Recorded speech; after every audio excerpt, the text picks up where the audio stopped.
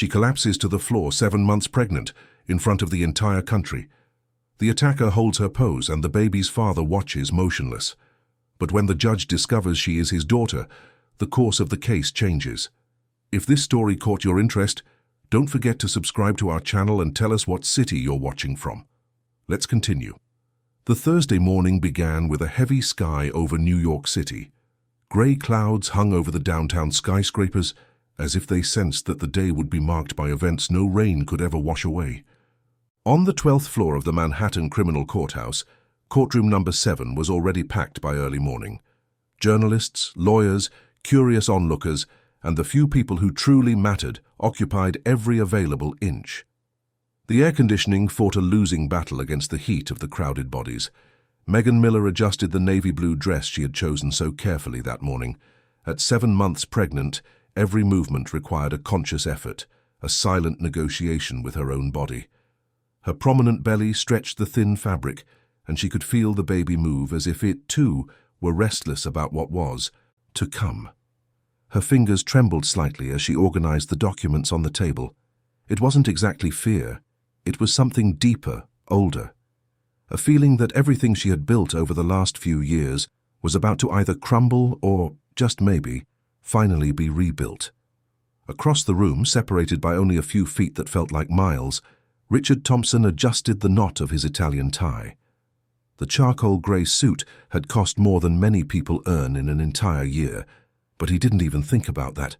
Richard thought in numbers, always in numbers, how much this hearing would cost his reputation, how long it would take to quash the scandal, how much money would be needed to make everything go back to normal. He glanced at Megan and felt absolutely nothing. Not anger, not love, not guilt. Just a calculated emptiness, like someone observing a problem that needed to be solved efficiently. Megan caught his gaze and quickly looked away. She knew that expression. She had been married to him for 5 years, long enough to decipher every micro-expression on that face she had once loved. Now all she could see was a stranger, a man, who had built an empire on a fragile foundation, supported by questionable decisions and even more dubious relationships. She herself had been a lawyer, one of the best of her generation. Graduated from NYU School of Law with honors, specializing in corporate law, she had built a solid career defending major corporations. But when she got pregnant, something changed. It wasn't a rational decision. It was visceral. She looked at her own life and didn't recognize the person she had become. The pregnancy had arrived like an unexpected hurricane. She and Richard hadn't slept in the same room for months. The marriage was a convenient facade for both of them, or at least that's what Megan thought. When she found out she was pregnant, she cried for 3 straight days, not from joy, but from terror. Terror of bringing a child into a broken home, into a life she no longer recognized as her own. But when she felt the baby's first kick, something primal awakened in her, a strength she didn't know she possessed. She decided then that she would give this child everything it deserved, even if it meant destroying everything else. That's when she started digging Megan. Had always been meticulous, organized, detail-oriented. Qualities that made her an exceptional lawyer and now transformed her into a determined investigator. She discovered offshore accounts, suspicious transactions, shady partnerships. Richard wasn't just a successful businessman. He was a man who played in the gray areas, who walked the line between legal and questionable with the ease of someone who had never been caught. But what devastated her most was discovering Patricia. Patricia Morgan wasn't just a mistress. She was a constant presence, almost a shadow life running parallel to Megan's. While Megan planned the baby's future, Patricia planned parties, trips, and dinners at the city's most expensive restaurants. She didn't hide. On the contrary, she flaunted herself with an audacity that bordered on disrespect. Megan saw photos, messages, receipts for lavish gifts. She felt the humiliation burn in her veins like acid. But that wasn't all. Patricia had a history. Megan discovered through reliable sources that the woman had been involved in conflicts before, moments when she had lost control and acted violently. Nothing that resulted in serious consequences, because Richard was always there with his money and connections to erase the tracks. The hearing was scheduled for 10 o'clock. Megan looked at the wall clock. 15 minutes to go. Her lawyer, Mr. Henry Campbell, a 60-year-old man with grey hair and an impeccable reputation, leaned toward her and whispered words of encouragement. Megan nodded her thanks, but her hands remained cold despite the suffocating heat in the room. She hadn't told anyone about the premonition that had been tormenting her since she woke up, a feeling that something terrible was about to happen. And then Patricia walked in. The murmur in the room ceased instantly. It was as if someone had hit the mute button on reality's remote control. Patricia Morgan walked with the confidence of someone who knows all eyes are on her and savors every second of it. The emerald green dress clung to her slender body like a second skin, the stiletto heels clicking on the wooden floor with an almost hypnotic rhythm. Her black hair fell in perfect waves over her shoulders, the blood-red lipstick a stark contrast against her fair skin. She didn't look at Megan, but Megan felt the weight of her presence like a stone in her chest. Richard showed no surprise. His eyes met Patricia's for a fraction of a second, a look that Megan caught, and that told her everything she needed to know. He knew she was coming. Maybe he had even asked her to. Richard's lawyer, Ms. Simone Fisher, a woman in her early 40s, known for her courtroom aggression, stood as if to protest Patricia's presence, but Richard held her arm firmly. A subtle, almost imperceptible gesture, but one that Megan saw clearly. The judge had not yet arrived. The room buzzed with low conversations, speculation, and furtive glances. Megan felt a slight contraction, nothing to worry about, just the baby shifting. She placed a hand on her belly and took a deep breath. She needed to stay calm. Everything she had built, all the evidence she had gathered, the months of silent investigation, it all depended on her maintaining her composure. It was then announced that the judge was approaching. Everyone rose. The ensuing silence was dense, heavy with expectation. Megan felt her legs weaken slightly, but she held herself steady. The side door opened and the judge entered, wearing the traditional black robe, his reading glasses hanging from a chain on his chest. He walked to the central chair, settled himself with the solemnity his position demanded, and banged the gavel once. Megan still hadn't looked directly at him. She was focused on controlling her breathing, on keeping her hands steady on the documents. But when she finally raised her eyes, the world seemed to stop. It was her father. Judge Edward Miller, a career judge with over 30 years on the bench, a man known for his unwavering integrity and precise rulings, was sitting before her. His eyes met hers for a millisecond, just long enough for Megan to see the shock, the surprise, perhaps even the horror reflected in the gaze she had known since childhood. But Judge Miller was a professional above all else. He immediately looked away, adjusted the papers in front of him, and began the session in a firm, controlled voice. Megan felt her heart race. She hadn't seen her father in 3 years. 3 years since their last terrible argument, when she announced she was marrying Richard against his wishes. Edward had always been suspicious of Richard, from the very first moment. He saw in him what Megan refused to see back then, a man driven solely by ambition, without scruples, without solid character. But Megan was in love, or thought she was, and interpreted her father's concern as control, as an attempt to interfere in her life.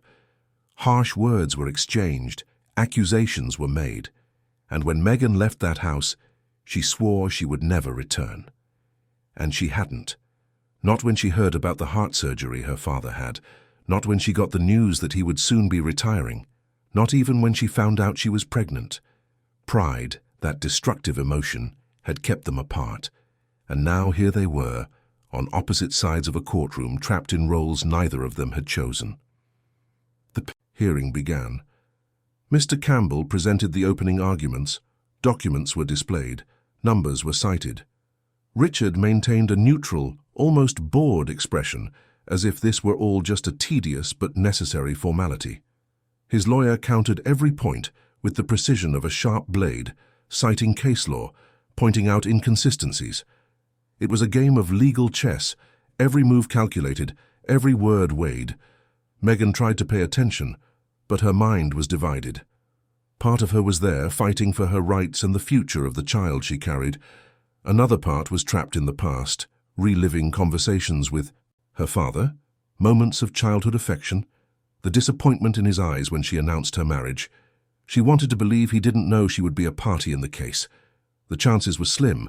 After all, there were so many judges, so many courtrooms, so many possibilities. But fate had a cruel sense of humor. That's when everything fell apart. Megan was answering a question from her lawyer when she felt a sudden movement behind her. Before she could process what was happening, Patricia emerged like an emerald green hurricane. Her eyes were wide, her face twisted into a mask of pure hatred. Megan saw the foot coming up, tried to shield herself, but she was seated, pregnant, slow. The kick landed on her belly with brutal force, precise, as if it had been practiced, studied. The pain was instant and absolute. Megan felt as if all the air had been sucked from her lungs. Her hands flew instinctively to her belly, trying to protect the baby, but it was too late. She fell from her chair, the impact of her body against the floor amplifying the pain. Screams erupted around her, voices mingled in an incomprehensible chaos. Someone yelled, "For a medic." Someone tried to restrain Patricia, who continued to scream incoherent accusations. Megan was on the floor, her arms wrapped around her belly, feeling contractions that shouldn't be there. Tears streamed down her face, but she barely noticed. All that mattered was the baby. Oh God, the baby. She tried to move, but the pain was paralyzing. She heard distant voices telling her to stay still, that help was coming, but everything seemed so far away, so unreal. And then her eyes found Richard. He was standing exactly where he had been the whole time. He hadn't run to help her. He showed no shock or horror.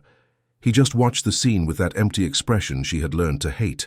His shoes planted firmly on the cold courtroom floor, his hands in his pockets, as if he were watching a show that didn't surprise him. And in that moment, Megan understood with absolute clarity. He knew.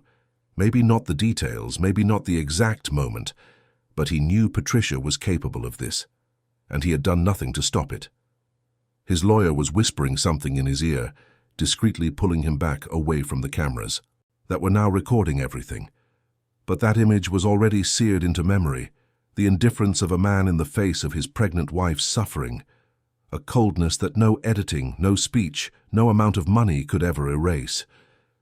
Judge Miller shot up from his chair with such force that it nearly toppled over. His face was pale, his lips pressed into a thin line. He yelled for order, banged his gavel repeatedly, demanded that the court officers control the situation. But his eyes couldn't look away from his daughter, collapsed on the floor, clutching her belly, her face contorted in pain. The officers finally managed to restrain Patricia. She fought, screaming that she had been provoked, that Megan deserved it, that she was just defending what was hers. Her nails scratched an officer's arm, leaving red marks. But they were trained, strong, and in a few seconds she was immobilized. The emerald green dress was now wrinkled, the lipstick smeared, but the hatred in her eyes remained intact. Megan felt herself fading. The pain in her abdomen was constant now, accompanied by a feeling of wetness between her legs that terrified her.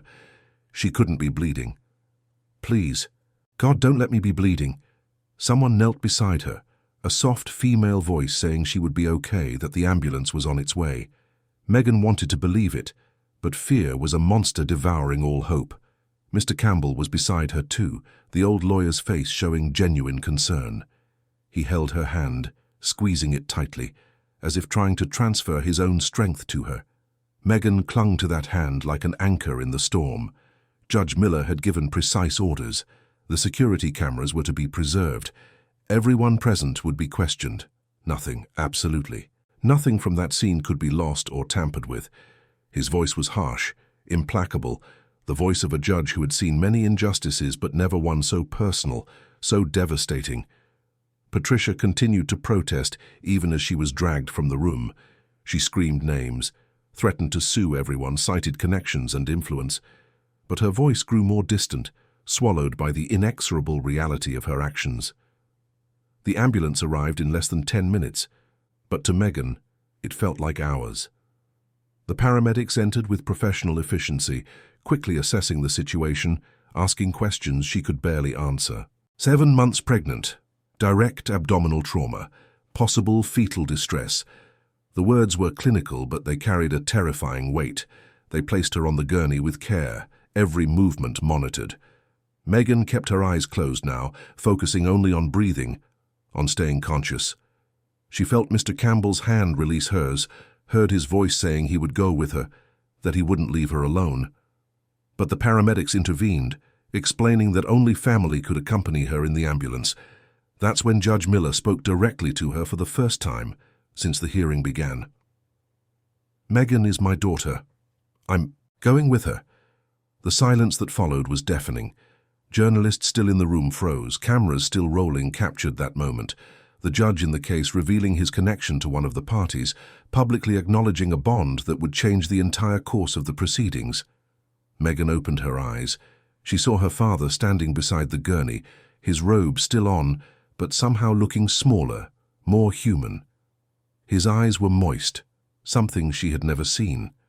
Judge Edward Miller did not cry, he did not show weakness, but there he was, exposed before everyone, choosing his daughter over protocol, over the career he had so carefully built. Megan wanted to say something, but the words wouldn't come. She just held out her hand, trembling, bruised. And he took it. That large hand, calloused from years of holding gavels and signing sentences, enveloped hers with a tenderness she had forgotten existed. The paramedics began to move the gurney. Judge Miller walked alongside, never letting go of his daughter's hand. They crossed the room under the gaze of dozens of people, each processing in their own way what they had witnessed. Richard remained where he was, motionless as a statue, watching his wife be taken away without making the slightest move to follow. As they passed through the door, Megan looked back one last time. She saw the room in disarray, the overturned chairs, the documents scattered on the floor. She saw Richard talking quietly with his lawyer, his expression already calculating the next steps, the damage control strategies. And she understood with a painful clarity that for him this was just another obstacle, another problem to be solved. But for her it was everything. It was the life of the child she carried, it was the reconnection with the father she had lost. It was the moment when everything that seemed solid was revealed to be fragile. The ambulance was waiting outside, its doors open, the red light spinning silently. The sky remained heavy, the clouds darker now, promising a storm that was just beginning.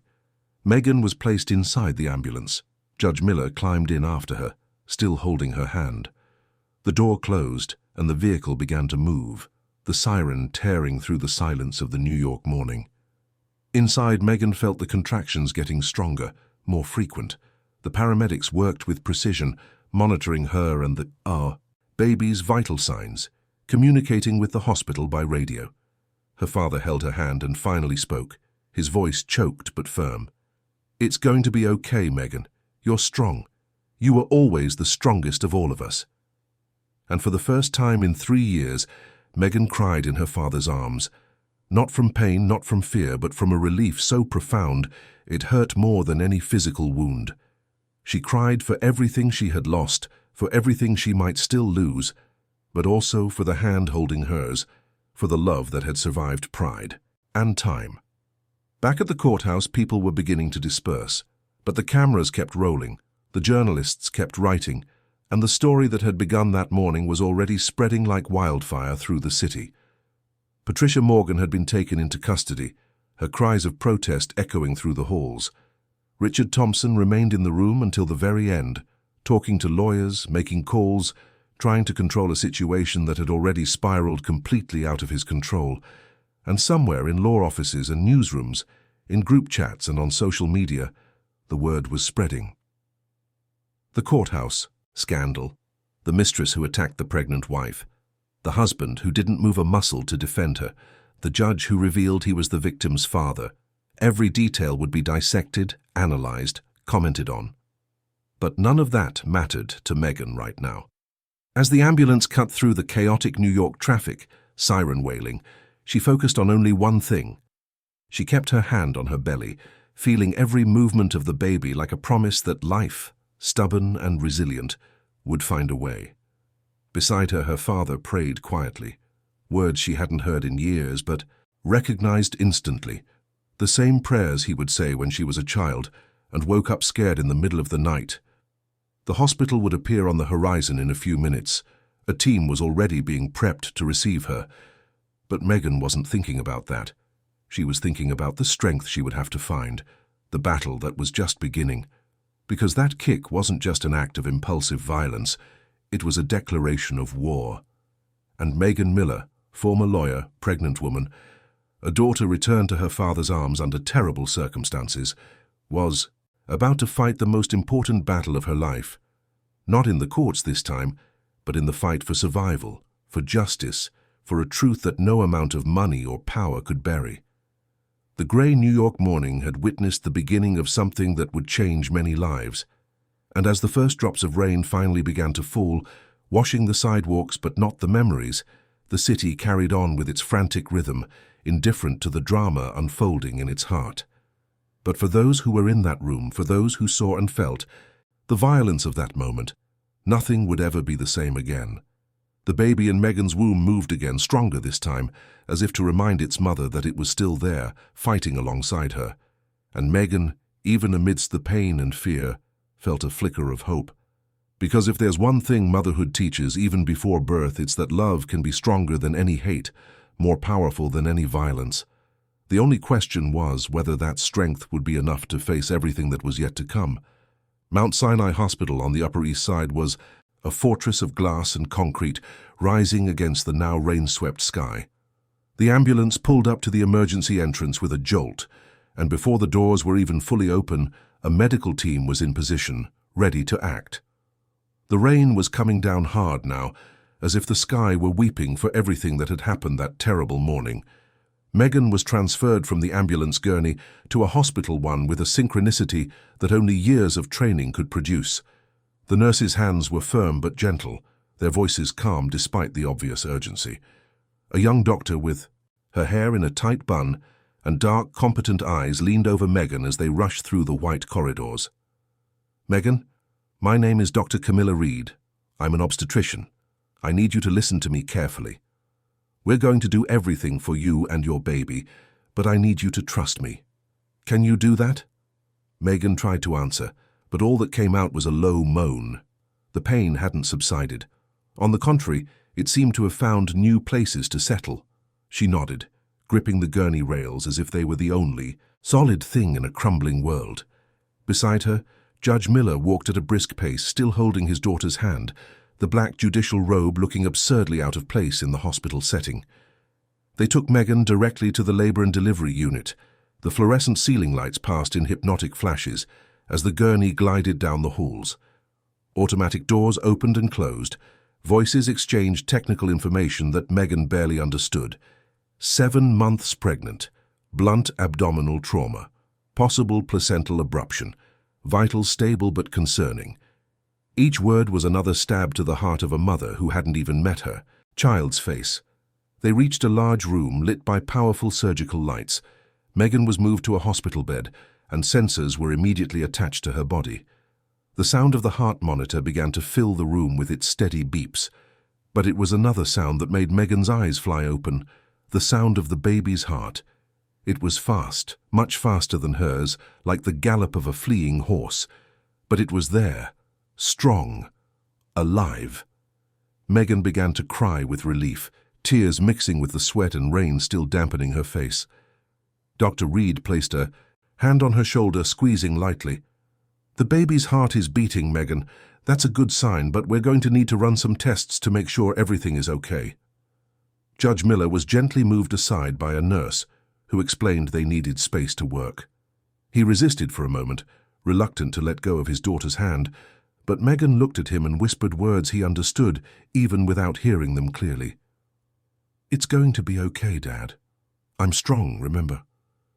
The painful irony of using his own words was not lost on him, but it brought a faint smile to the old judge's face.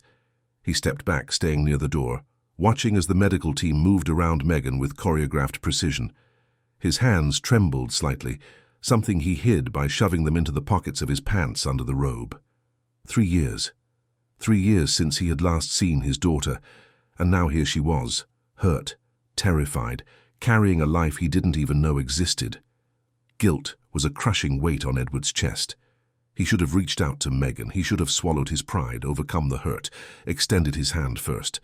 But he had done none of that. He had continued with his life as a respected judge, his routine of sentences and cases, pretending that the void left by his daughter's absence wasn't eating him up inside. And now he was paying the price for his stubbornness, watching her suffer and unable to do anything but watch. Dr. Reed ordered an emergency ultrasound. The machine was brought in quickly, and cold gel was applied to Megan's belly. The doctor moved the transducer with expert motions, her eyes fixed on the screen where black and white images danced in patterns only she could fully decipher.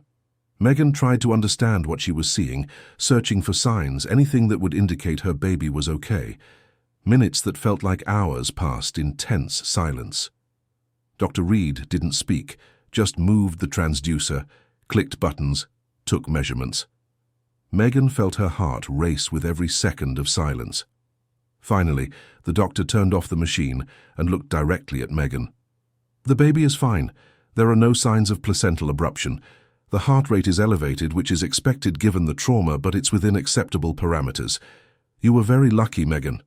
Very lucky indeed." Lucky. The word echoed in Megan's mind with a bitter taste. Lucky was not being kicked by a woman crazed with jealousy. Lucky was having a happy marriage, a peaceful pregnancy, a predictable future. This wasn't luck. It was survival. But she didn't say any of that. She just whispered her thanks, her voice choked, the tears now flowing freely. From where he stood, Judge Miller heard the doctor's verdict and felt his knees buckle. He leaned against the wall, closed his eyes, and thanked a God he hadn't thought about with such intensity in a long time. The grandchild he didn't. No, he was alive, resisting, fighting, just like its mother, just like the Miller family had always been. Fighters, all of them. Megan would be admitted for observation. 24 hours minimum, maybe more, depending on how her body reacted in the coming hours. The contractions she had felt were just her uterus responding to the trauma, but they needed to ensure they didn't progress into premature labor. Dr. Reed prescribed medication to relax the uterus, painkillers for the pain and absolute bed rest. They moved Megan to a private room on the 5th floor. It was a large, quiet space with big windows overlooking the rain-soaked city. The sky was still grey, the heavy clouds seeming to press down on the buildings. Megan was settled into the adjustable bed, covered with white sheets that smelled of hospital detergent. A nurse set up the IV, checked the monitors one last time, and left discreetly, leaving father and daughter finally alone. The silence between them was thick, heavy, with 3 years of absence, of unsaid words, of accumulated grievances. Judge Miller pulled a chair over and sat beside the bed, his large hands resting on his knees. Megan stared at the ceiling, counting the acoustic tiles, anything to avoid meeting her father's eyes. He was the one who broke the silence first, his voice hoarse with restrained emotion. "I didn't know you were pregnant." Megan turned her face toward him, finally allowing herself to truly look. Her father was older. His hair was completely white now, with deep wrinkles around his eyes and mouth, but he was the same man who had rocked her as a child, who had taught her to ride a bike, who had cried discreetly at her graduation. How had they let so much time pass? "I hadn't told anyone. I wanted to wait for the right time. There hasn't been a right time between us for a long time, honey." The word honey fell between them like a precious stone, something rare and valuable they had forgotten to appreciate. Megan felt her throat tighten. All the harsh words she had wanted to say, all the accusations she had stored up, all the hurt she had nurtured, they all seemed small and insignificant now. "You were right about him, Dad. About everything." Edward closed his eyes, but there was no satisfaction in being right, only a profound sadness. He reached out and lightly touched his daughter's arm, the first intentional contact between them in 3 years. "I would have rather been wrong." They stayed like that for long minutes, just feeling each other's presence, reconnecting through the silence. It was Megan who finally spoke about what had happened in the courtroom, telling her father about the investigation she had conducted, her discoveries about Richard, the suspicious transactions, the betrayals. Edward listened intently, his legal mind already processing information, considering implications. When Megan got to the part about Patricia, about the history of violence she had uncovered, Edward clenched his fists.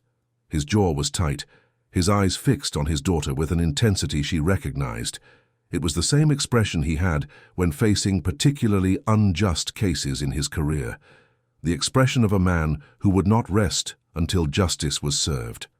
Outside the hospital, while Megan and Edward were reconnecting, the city was buzzing with news of the scandal. The images of the assault in the courtroom were already circulating online. Videos filmed by journalists and onlookers showed with brutal clarity the moment Patricia lunged at Megan, the precise kick, the fall, the chaos that followed. And even more shockingly, they showed Richard Thompson, millionaire businessman, standing motionless, doing nothing to help his pregnant wife. Social media exploded. Hashtags like Justice for Megan and Just National Disgrace were trending within hours. Legal experts were interviewed on news programs, debating the case's legal implications. Women's rights activists organized protests. The outrage was widespread and visceral. In the office of the NYPD's Special Victims Unit, the lead detective, Beatrice Monroe, a 40-year-old woman with a reputation for being relentless with abusers, watched the video of the assault for the 10th time. Each viewing made her angrier. She slammed her fist on the desk, making her assistant jump. "I want everything on this Patricia Morgan, full background, witnesses to prior behavior, everything. And I want to know exactly what the husband knew and when he knew it." The police investigation was officially opened at 3 o'clock that same afternoon. Patricia was already in custody, locked in a holding cell, still wearing the now torn and dirty emerald green dress. She vacillated between rage and self-pity, at times screaming that she had been provoked, at others crying that she was the real victim in all of this. Her lawyer, Mr. Richard Vance, a man known for defending wealthy and morally questionable clients, arrived less than an hour after her arrest. He tried to talk to Patricia to calm her down, but she was out of control. She screamed that Richard would come save her, that he had power, connections, enough money to make this all disappear. But Richard didn't show up. He was in his office in Midtown Manhattan, a luxury space on the 20th floor of a glass tower, surrounded by his lawyers. Ms. Simone Fisher was coordinating the defense strategy, but even she seemed shaken by what had happened. The images were devastating. There was no denying it, no spinning it. Richard was clearly visible, standing still while his pregnant wife was violently assaulted. Richard's phone wouldn't stop ringing. Shareholders demanding explanations, business partners asking for clarification, the press wanting a statement. He ignored it all, sitting in his Italian leather chair, looking out the window at the city he had always dominated with such ease. For the first time in his adult life, Richard Thompson felt out of control. Meanwhile, at the precinct, a crucial detail began to emerge. A court officer who had been present in the courtroom sought out Detective E. Monroe on his own. Sergio Ortiz, 52 years old, with 28 years of public service, was visibly nervous. His hands trembled as he handed an envelope to the detective. "I have to tell you something. I can't keep this to myself anymore." Inside the envelope was a series of text messages exchanged between Sergio and an unknown number. The messages were from 3 weeks prior. Someone had instructed Sergio to ensure that if there were any medical emergency involving Megan Miller during the hearing, he should delay calling an ambulance for at least 15 minutes. In return, he received a generous sum of money, deposited into an offshore account he thought was untraceable.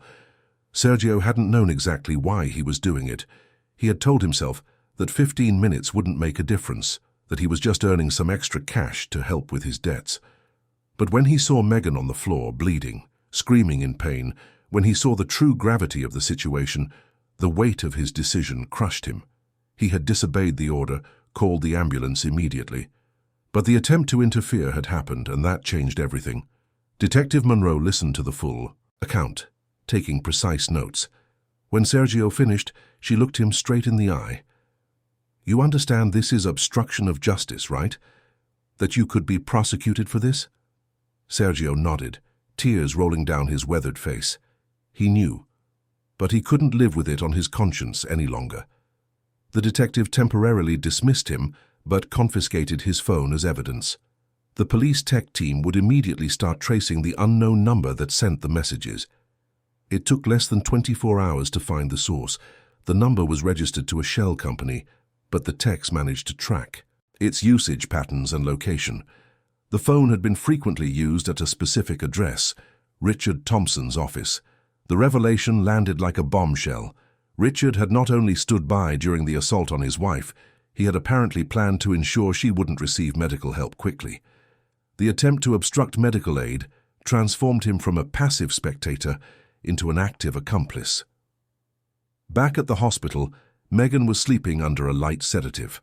Judge Miller had remained by her side for hours, watching her sleep just as he did when she was a sick child. With every movement of the baby visible through her belly, Edward felt a mix of joy and fear. A grandchild. He was going to be a grandfather. If everything went well, if life was fair for once, in a few months he would meet this child, who was already fighting so bravely for its own existence. A nurse entered quietly, checked the monitors, wrote something on the chart, and left. Edward took the opportunity to stretch his legs, walking over to the window. The rain had lessened, but the sky remained grey. Down below, the city continued its frantic dance, indifferent to the individual dramas unfolding in its countless rooms, homes, and hospitals. Edward's phone vibrated. It was a message from his clerk at the courthouse. The news about the case was already reaching national proportions. The American Bar Association had issued a statement condemning the violence. Women's rights organizations were calling for the immediate remand of the attacker. And, most significantly, the Judiciary's Oversight Committee had already initiated procedures to ensure the case would be tried with the utmost speed and transparency. Edward knew what he had to do. In the morning, he would formally recuse himself from the case. Another judge would be assigned, someone with no personal ties to the parties involved. It was the correct protocol, the only ethical decision possible. But a part of him, the part that was a father before he was a judge, wanted to personally ensure that whoever hurt his daughter would pay for it. He returned to the chair beside Megan's bed. She stirred in her sleep, murmuring something unintelligible. Edward lightly touched her hand, and she seemed to calm down. He stayed like that, just holding his daughter's hand, feeling her pulse beat beneath his fingers, a rhythmic confirmation that she was alive, that there was still time to fix everything they had broken. The hours passed slowly in that hospital room. Nurses came and went. Doctors made periodic checks. Dr. Reed returned around 7 in the evening, satisfied with the stability of Megan's and the baby's vital signs. The contractions had stopped completely. The trauma had not induced premature labor. Another small miracle on a day full of horrors. When night fell completely over New York, Megan finally woke up for real. Her eyes took a moment to focus, her mind still hazy from the medication. But when she saw her father still there, sitting in the same position, watching over her sleep like a silent guardian, a faint smile touched her lips. "You didn't go home." "I'm not going anywhere, honey. Not again." The words were both a promise and an apology. Megan reached out her hand, and Edward held it with both of his, as if it were the most precious thing in the world. And in that moment, it was. A small television in the corner of the room was on, with the volume low, broadcasting the evening news. The images from the courtroom played on a loop, analyzed by commentators, legal scholars, and psychologists. The case already had its own name in the headlines, the Manhattan Courthouse Scandal. Patricia Morgan was shown being led away in handcuffs, her face still contorted in fury. Richard Thompson was identified as the businessman who stood motionless during the assault on his pregnant wife. Megan watched in silence, processing the public dimension her personal trauma had taken. Part of her felt exposed, vulnerable, as if she were naked before millions of eyes. Another part recognized the power of that exposure. There would be no sweeping this under the rug now. There wasn't enough money. There weren't powerful enough connections. The truth was raw and naked, recorded on video, witnessed by dozens. Edward turned off the television, sparing his daughter from seeing more, but Megan asked him to turn it back on. She needed to know, needed to understand the extent of what had happened. That's when the reporter announced the discovery of the text messages instructing the officer to delay the ambulance, the connection to Richard's office, the potential charge of attempting to obstruct medical aid. Megan felt the air leave her lungs. Richard hadn't just failed to defend her. He had actively tried to harm her. The man she had been married to, the father of the child she carried, had wanted to ensure she didn't get help quickly. The pain of this revelation was different from the physical pain of the kick. It was a pain that tore at something deeper, something she thought was already dead but that apparently still throbbed, wounded, somewhere in her heart. Edward saw his daughter's expression and knew exactly what she was feeling. He hugged her carefully, mindful of her belly, letting her cry on his shoulder as she hadn't done since. She was a teenager. That night, as New York slept restlessly under the returning rain, 3 lives were intertwined on paths none of them had imagined. Megan, fighting for her own survival and that of her child, had found in her father the strength she thought she had lost. Edward, a judge accustomed to judging the dramas of others, now found himself at the center of one that touched the deepest fiber of his being. And Richard, in his empty luxury apartment, was finally beginning to understand that there were consequences no amount of money could erase. The dawn would bring new developments, new revelations, new challenges. But in that hospital room, under the soft glow of the monitors and the rhythmic sound of the baby's heart, a father and daughter found something they had lost 3 years ago.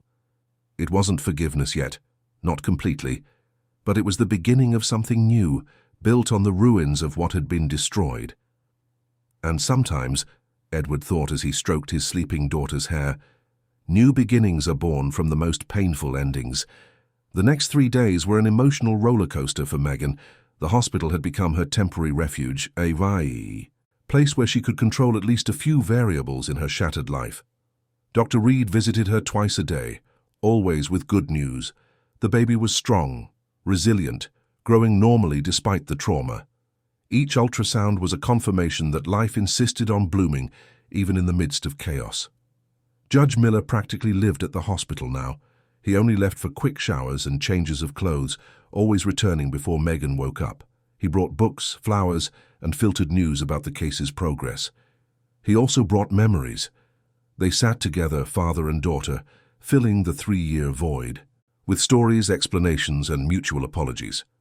It was during one of these conversations that Megan finally told her father how she had met Richard.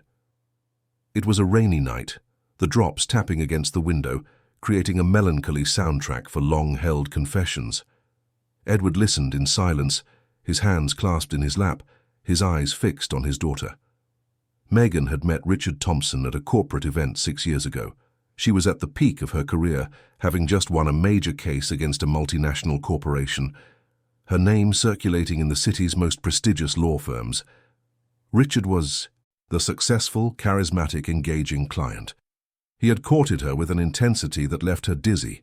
Dinners at Michelin-starred restaurants, trips to Paris and London, expensive gifts she initially refused but eventually accepted. Her father had warned her from the very beginning. Edward had a sixth sense for people, developed over decades of seeing the best and worst of humanity parade through his courtroom. Richard had set off every alarm in his experienced judge's mind. There was something too calculated in his gestures, something empty behind the magazine cover smile. But Megan was in love, or thought she was, and interpreted her father's concerns as an attempt to control her life. The final argument had happened on the eve of the wedding. Edward had said harsh things, and Megan had retorted with equal ferocity. Words that couldn't be unsaid were spoken, bridges were burned. The wedding took place without the bride's father, a scandal whispered among the guests but never openly discussed. "I should have listened to you, Dad. You were right about everything." Edward shook his head, his eyes shining with unshed tears. "I should have found a better way to say it. I should have been less harsh. The blame isn't all yours, Megan." The first year of marriage had been a well-staged farce. Richard was attentive when there was an audience, indifferent when they were alone. Megan threw herself into her work, taking on increasingly complex cases, working 16-hour days. It was easier than facing the truth about her marriage. In the second year, she discovered the first affair, then the second. Then she stopped counting. "Why did you stay?" Edward asked, his voice soft but filled with genuine incomprehension. Megan took a long time to answer. Shame, maybe. Fear of admitting you were right. Pride. Not wanting. To come back defeated. And something worse, Dad. I had become so empty that it didn't even matter anymore. I was just existing, not living. The pregnancy had been a brutal awakening. Megan woke up one morning with nausea, and when she took the test, she saw the two lines appear like both a sentence and a salvation. She looked at her own life as if seeing it for the first time, the luxurious but cold apartment, the husband who was rarely home, the brilliant career that no longer warmed her, and now a life growing inside her dependent on her choices. That's when she started investigating Richard for real. She used her skills as a lawyer, her contacts, her persistence. What she found horrified her. Obscure financial transactions, partnerships with companies of dubious reputation, disguised tax evasion, document manipulation. Richard was a house of cards waiting for the right wind to topple it, and Patricia Morgan wasn't just a mistress, she was an accomplice. She worked as a financial consultant for several of Richard's companies, helping to structure the most questionable operations. Their relationship wasn't just romantic or sexual, it was a partnership of mutual convenience. Patricia got status and money. Richard got loyalty and discretion, but Patricia had a history that Richard had underestimated. Megan discovered through police sources that the woman had been involved in 3 incidents of physical violence in the last 5 years. A fight at a party that ended with another woman hospitalized, an incident at a restaurant where she assaulted a waitress, and more recently, an altercation at a gym where she broke another member's nose. In every case, charges were filed and mysteriously dropped. Richard's money and influence erasing the tracks. Judge Miller listened with growing outrage. As a judge, he had witnessed countless times how money corrupted justice, but when it was his own daughter threatened by this system, the indignation was personal, visceral. While Megan and Edward pieced together their past in the hospital, the wheels of justice were turning with unusual speed. The public pressure was immense. The video of the assault had millions of views. Protests were held in front of the courthouse, with women holding signs demanding justice, punishment, and change. Detective Beatrice Monroe worked tirelessly. The text messages on Officer Sergio Ortiz's phone were traced. The shell company that registered the number was linked to a complex network of offshore companies, but the techs managed to establish clear connections to Richard Thompson's operations. It wasn't definitive proof, not yet, but it was enough to open a formal investigation. Richard was summoned for questioning. He arrived with an entourage of 3 lawyers, wearing a suit even more expensive than the one from the day of the assault, as if his appearance could shield him from the consequences.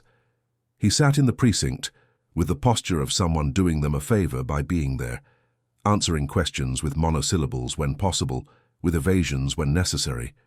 Detective Monroe was not intimidated.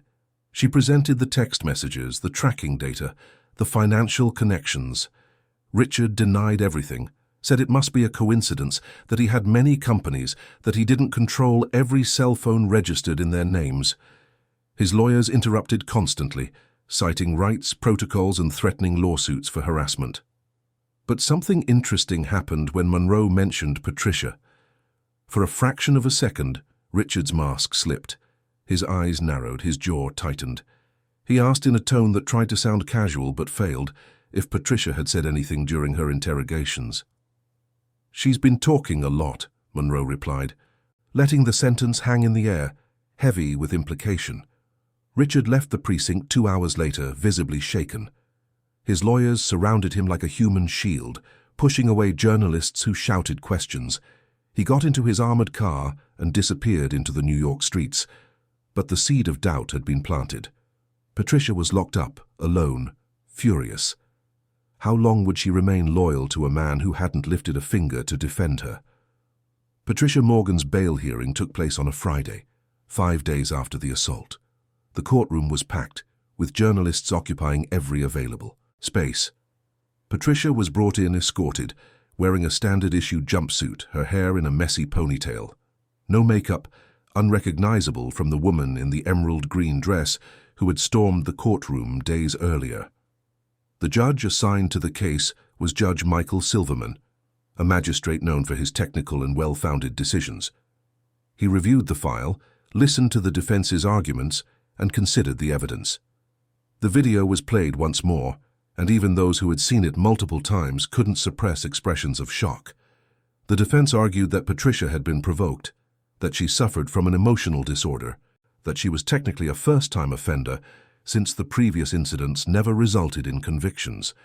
They requested bail with restrictive conditions.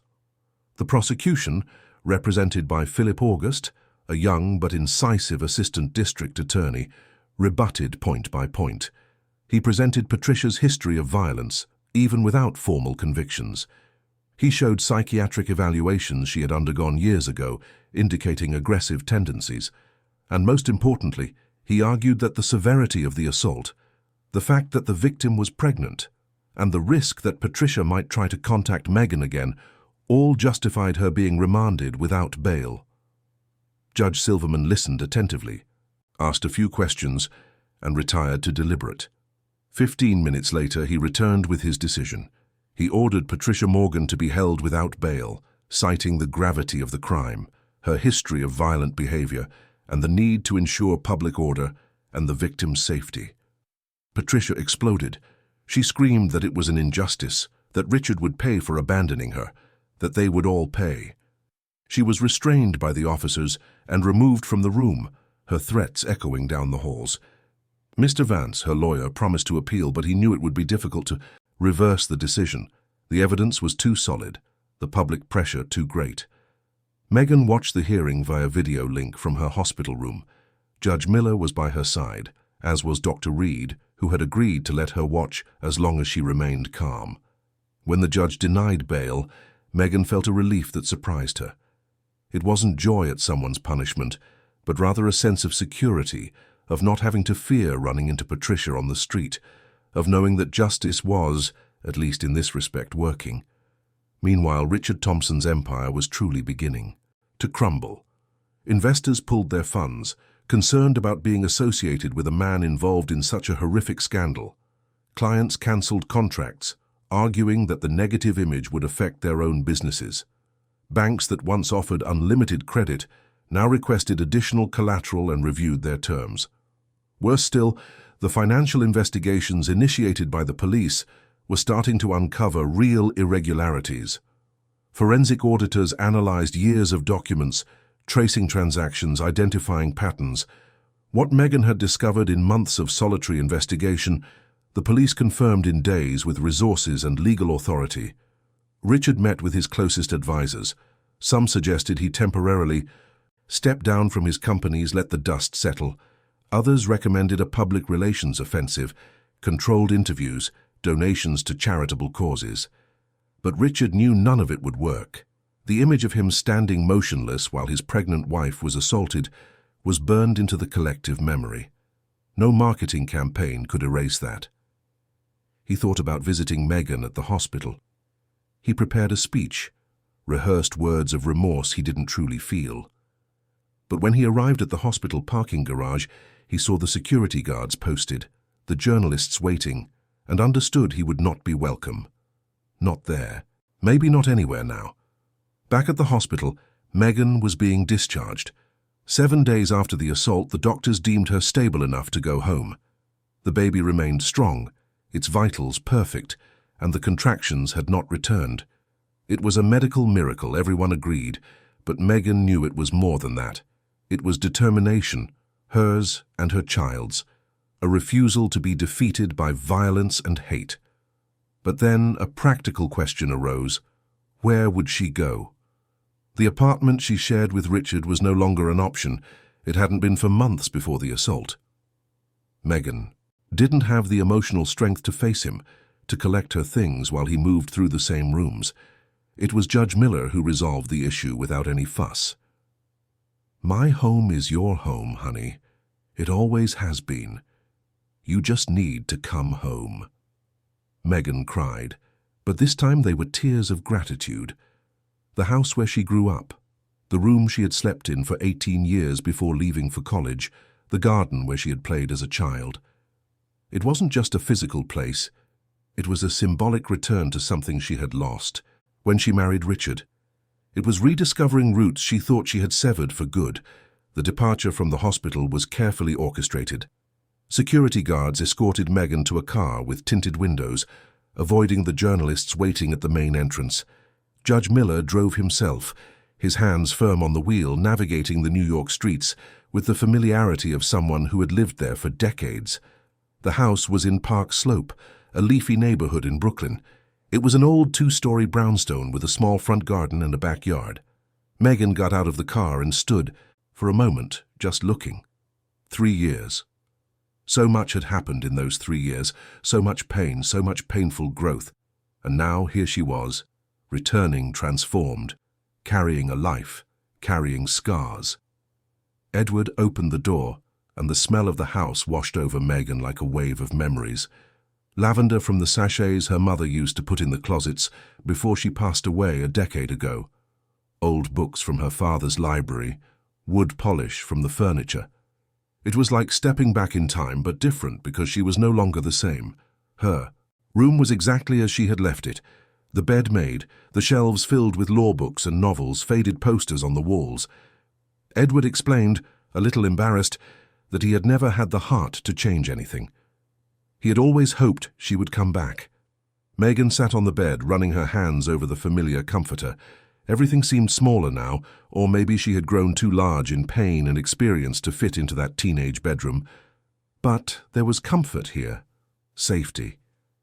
For the first time in years, Megan felt she could truly rest. Edward left, her alone to settle in, but before he left, he turned at the door.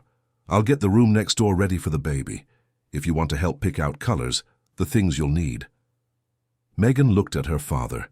This man she had pushed away with such determination, and who now welcomed her without judgment, without demanding an unearned forgiveness. "Thank you, Dad, for everything." He just nodded, too emotional to trust his voice, and went downstairs. That night, Megan slept in her old bed for the first time. The baby moved in her womb, soft kicks that made her smile. She placed her hands on her belly and whispered promises of protection, of unconditional love, of a future better than the turbulent present. And for the first time since the assault, Megan allowed herself to feel something beyond fear and anger. She allowed herself to feel hope. Meanwhile, on the other side of the city, Richard Thompson sat in the dim light of his home office. Documents were scattered across the desk, empty whiskey glasses, his phone ringing incessantly with calls he ignored. He looked out the window at the illuminated city and saw himself, for the first time, not as the powerful man he had always believed himself to be, but as something much smaller, much more pathetic. He thought about calling Megan, but what would he say? Empty apologies for years of betrayal, justifications for his inaction when she was attacked, promises of change that they both knew were lies. There were no words that could fix what he had broken, no grand gestures that could erase his cowardice. And for the first time in his adult life, Richard Thompson felt something he had never experienced before. Real fear. Not fear of losing money or status, but fear of the real consequences of his actions. Fear that justice, so often bought or bent, would this time be inescapable. Fear that the emptiness he had always carried inside would finally consume him completely. The city slept restlessly that night, each character in this story processing in their own way the events that had intertwined them. Megan, safe in her father's house, planning a future for her child. Edward, in the room next door, researching cribs and paint colors, rediscovering the joy of caregiving. Patricia in her cell, oscillating between anger and self-pity. And Richard, alone, in his luxury apartment, discovering that all the money in the world couldn't buy peace of mind. The dawn would bring new challenges, new revelations. But something fundamental had changed. The truth, once hidden behind facades and carefully constructed lies, was now naked and exposed. And once the truth is revealed, there is no power in the world that can hide it again. The next 2 months were a journey of reconstruction for Megan. She woke up every morning in her childhood bedroom, but she was no longer the same person who had slept there years ago. Her belly grew. Each day, the baby becoming more active, kicking and squirming as if eager to meet the world that awaited. Dr. Reed continued to monitor the pregnancy closely, amazed by the resilience of both Megan and the child. Judge Miller had transformed the adjacent room into a sanctuary for his coming grandchild.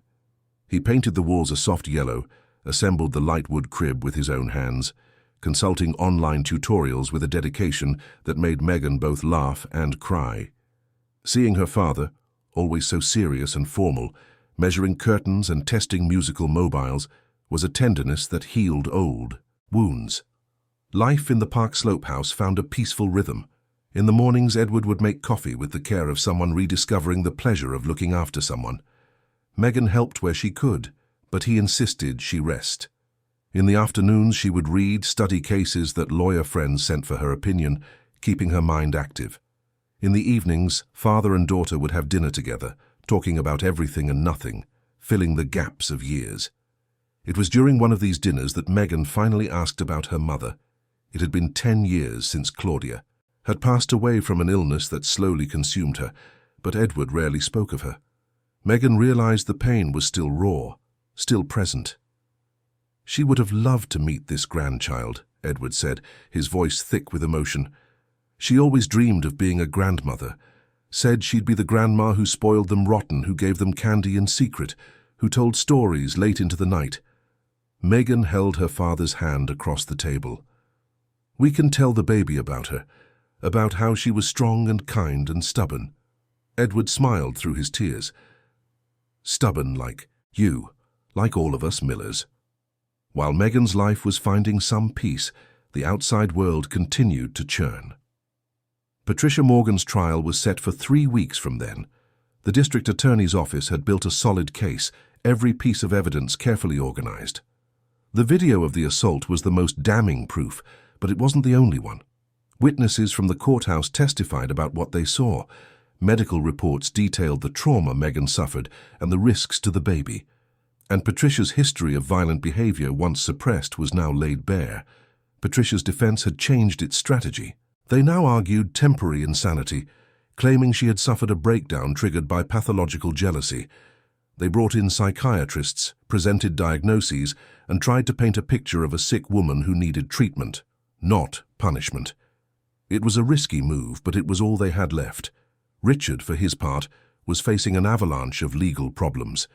The investigations into his companies had revealed a labyrinth of tax irregularities, fraudulent contracts, and corruption schemes. The DA's office opened a formal inquiry, and he was now a defendant in multiple cases. His lawyers worked around the clock trying to contain the damage, but it was like trying to hold water in their hands. But it was Patricia's revelation that dealt the final blow. 3 weeks before the trial, frustrated by Richard's abandonment, she decided to cooperate with the prosecution. In exchange for a possible sentence reduction, she told them everything she knew, the illegal transactions she had participated in, the bribes she had witnessed, and most devastatingly, she confirmed that it was Richard who had asked the court officer Sergio to delay the ambulance. Patricia's deposition was taken in a closed session, but it leaked to the press within hours. The headlines were brutal. Businessman ordered ambulance delay for pregnant wife. The public outrage, which was already immense, turned into fury. Protests were held daily in front of Richard's offices. Shareholders filed lawsuits. The empire he had built on sand began to sink rapidly. Megan learned of the revelations through Judge Miller, who filtered the news to protect her from stress. She listened in silence, one hand on her belly, where the baby slept peacefully. She felt a complex mix of emotions. Satisfaction that the truth was coming out.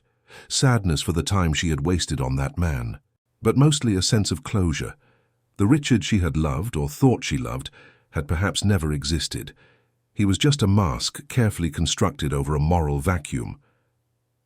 "Do you want to attend the trial?" Edward asked cautiously. Megan thought for a long moment. "Yes. I need to be there. I need to see her answer for what she did." Patricia Morgan's trial began on a rainy Monday in November. The courtroom was packed, security was heightened, and journalists from across the country were covering every detail. Meghan arrived accompanied by her father and Dr. Reed, who had insisted on being present in case she needed medical assistance. She wore a simple blue dress, her 8.5-month belly prominent, impossible to ignore. When she entered the room, a respectful silence fell. Patricia was brought in handcuffed, wearing civilian clothes but looking worn down. The months in jail had taken their toll. She looked at Meghan, and for the first time since the assault, something resembling remorse crossed her face. It was fleeting, easily imagined, but Meghan saw it. The trial lasted 3 days. Witnesses were heard, evidence was presented, arguments were debated. The video of the assault was played. For the jury, and even those who had already seen it reacted with visible shock. The prosecution was methodical, building an unassailable case. The defense fought bravely, but they were fighting against undeniable facts captured in high-definition video. Meghan testified on the second day. She took the witness stand with her father's help, who walked her to the chair before returning to his seat. The prosecutor was gentle, his questions direct but respectful. Meghan recounted in a firm voice, despite her tears, the months of investigation, the discoveries about her husband, the fear she felt when she saw Patricia lunging at her. "I remember trying to protect my baby. That's all I could think about. Protecting my child. And then the pain.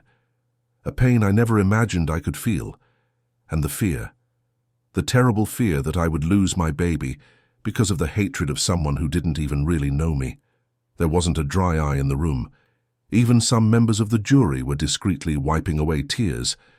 The defense had its chance to cross-examine her, but it was brief.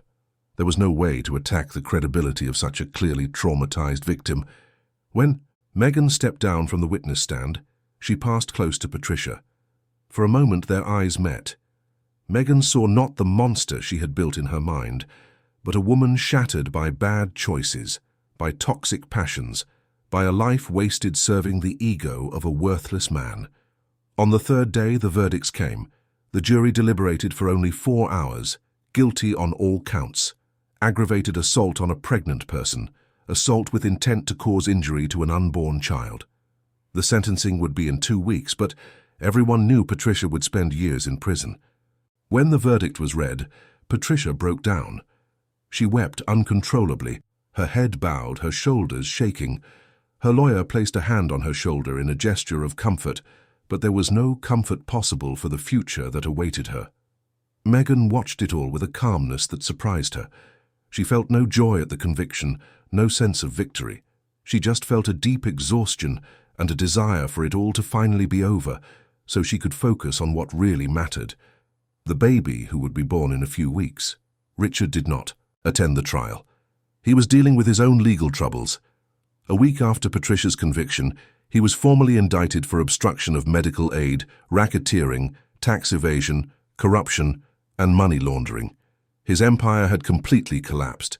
Companies filed for bankruptcy, accounts were frozen, properties were seized. The man who had once been one of New York's most powerful businessmen now faced the prospect of spending decades in prison. Meghan followed it all in the newspapers, but with an emotional distance that wouldn't have been possible months ago. Richard was the past, a painful chapter that had to happen for her to get to where she was now. And where she was now was at home in the nursery she had decorated with her father, waiting. The due date was a week away, everything was ready. The hospital bag was packed, the crib assembled, tiny clothes washed and lovingly folded. Judge Miller was more nervous than she was, obsessively checking if they had everything, if the route to the hospital was clear, if the car's gas tank was full.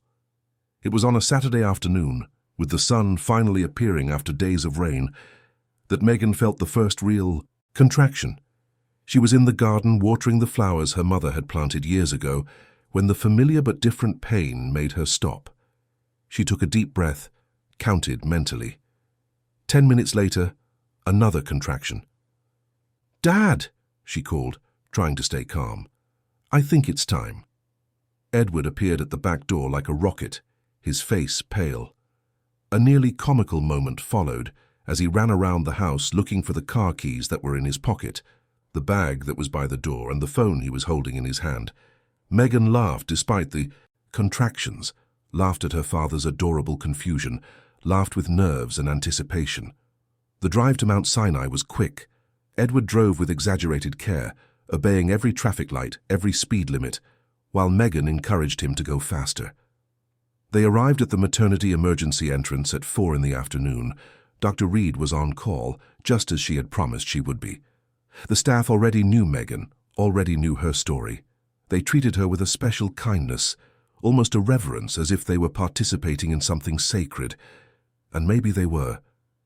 This child who had survived a trauma that could have killed it, who had held on when medical science said the chances were slim, was about to be born. The labor lasted 8 hours. 8 hours of intertwined pain, effort, fear, and hope. Judge Miller stayed in the waiting room, unable to sit still, pacing back and forth, praying quietly, checking the clock every minute. Other expectant fathers were waiting there too, but none with the emotional intensity of this grandfather who had been separated from his daughter for 3 years and now awaited the miracle of a new beginning. At 12:15 on Sunday morning, with the city silent outside and only the sound of the monitors filling the delivery room, the baby was born. A strong, indignant, glorious cry filled the air. Dr. Reed held up the child, cleaned her gently, and then placed her on Megan's chest. "It's a girl, Megan. A beautiful, perfect little girl." Megan looked at her daughter's face for the first time and felt her heart explode with a love so intense it hurt. The baby had a full head of dark hair, her eyes squeezed shut, her fists clenched in determination. She cried with force, announcing her arrival to the world, claiming her space. "Hi, my love," Megan whispered, tears streaming freely. "Hi, my little warrior. You did it. We did it." The nurse went to get Judge Miller. He entered the room still wearing the same clothes from the day before, his eyes red with exhaustion and emotion. When he saw his granddaughter for the first time, this man who had spent decades in courtrooms, who had seen it all, who prided himself on his composure, simply broke down in tears. "You can hold her, Grandpa," Megan said, carefully handing over the baby. Edward took his granddaughter with trembling hands. He looked at that tiny, perfect face and felt decades of hardness and pain melt away. The baby stopped crying, as if recognizing the safety of those arms. She opened her eyes for the first time, dark eyes that seemed to see right into her grandfather's soul. "Welcome to the world, little Claudia," Edward whispered, honoring the memory of the wife he had loved so much. Megan smiled through her tears.